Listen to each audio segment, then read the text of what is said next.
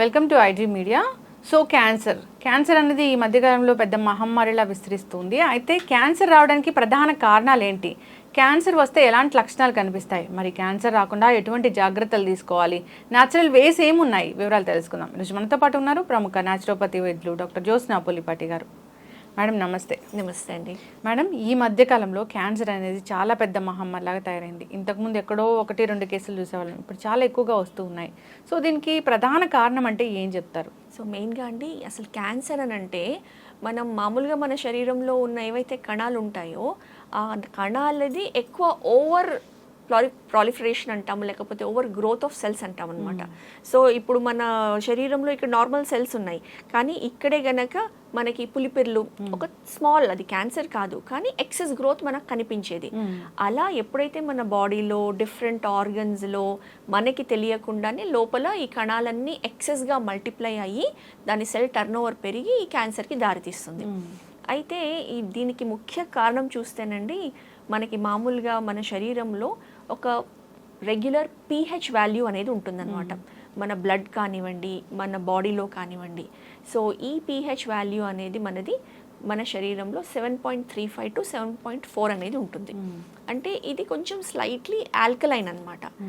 ఎప్పుడైతే ఈ pHలో తేడా వస్తుందో, ఎప్పుడైతే ఈ ఆల్కలైన్ pH నుంచి మన బ్లడ్లో కానివ్వండి, మన శరీరంలో కానివ్వండి అసిడిక్ వైపు వెళ్తుందో, ఈవెన్ 0.5 తేడా వచ్చినా కానివ్వండి అసిడిక్ pHగా మారే అవకాశం ఉంటుంది. ఎందుకంటే 7 అనేది న్యూట్రల్ వాల్యూ, 7 కంటే కింద 6.5 ఉన్నా కానివ్వండి అప్పుడు ఈ అసిడిక్ మీడియంలో ఎక్కువ క్యాన్సర్ అనేది గ్రో అయ్యే అవకాశం ఉంటుంది.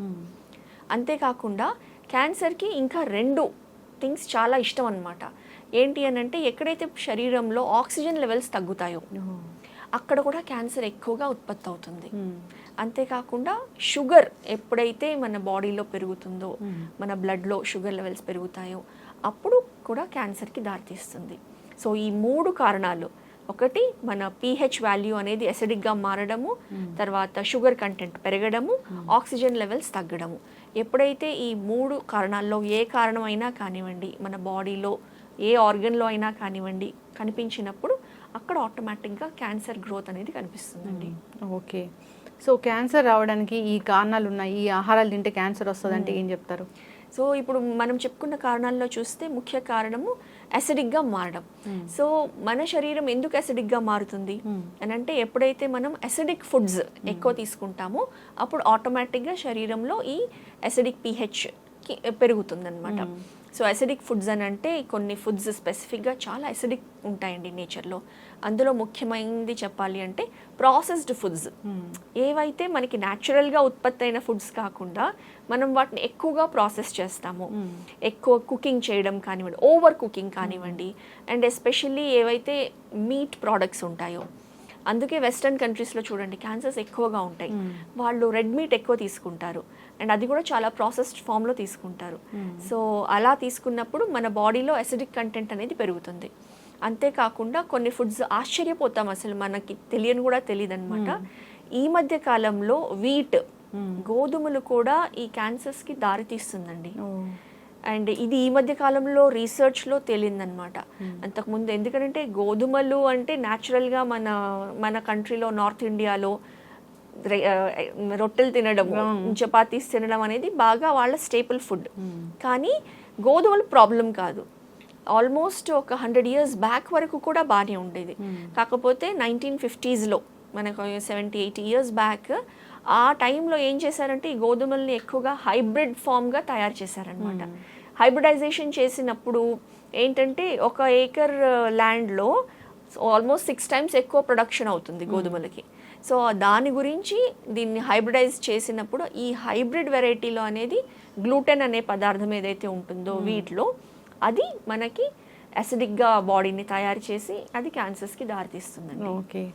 సో రాకుండా జాగ్రత్తలు అంటే ఏం చేయాలంటారు? సో రాకుండా జాగ్రత్తలు చూడాలి అని అంటే, మన శరీరంలో ఆల్కలైన్ ఫుడ్స్ని మనం ఎక్కువగా తీసుకోవాలి.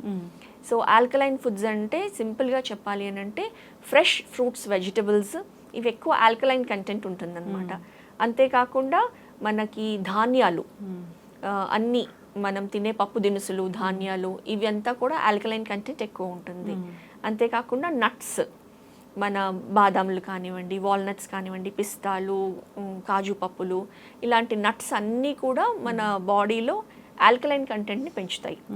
సో అసిడిక్ ఫుడ్ని మనం తగ్గించాలి. ఇప్పుడు కంప్లీట్లీ మానేయాలి అని అంటే మానేయలేము, కాకపోతే దాన్ని మోడరేట్గా తీసుకోవడం, తగ్గించి తీసుకోవడం, అండ్ ఆల్కలైన్ ఫుడ్ని ఎక్కువ తీసుకున్నాం అనుకోండి, ఓవరాల్గా మన బాడీలో పీహెచ్ అనేది ఆల్కలైన్గా మెయింటైన్ అయితే కనుక ఖచ్చితంగా మనం క్యాన్సర్ని ప్రివెంట్ చేయొచ్చు. ఓకే, ఎస్, రాకుండా కన్నా ముందు జాగ్రత్తలు తీసుకుంటే మంచిది.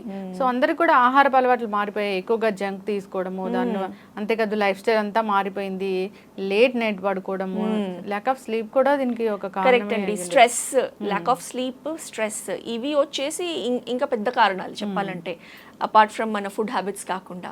సో వీటన్నిటితో చూసుకుంటే కనుక అందుకే క్యాన్సర్స్ అనేది ఎక్కువ అయిపోయింది. ఎస్, ఖచ్చితంగా అండి. సో అంటే క్యాన్సర్ వచ్చాక ట్రీట్మెంట్ తీసుకుంటారు, కీమో ఇలాంటివి తీసుకున్న తర్వాత వాళ్ళు రికవర్ అవడానికి చాలా టైం పడుతుంది దాని నుంచి కూడా. సో అలాంటప్పుడు న్యాచురోపతి వైద్యం చాలా బాగా పనిచేస్తుంది అంటారా, అది ఎలాగా?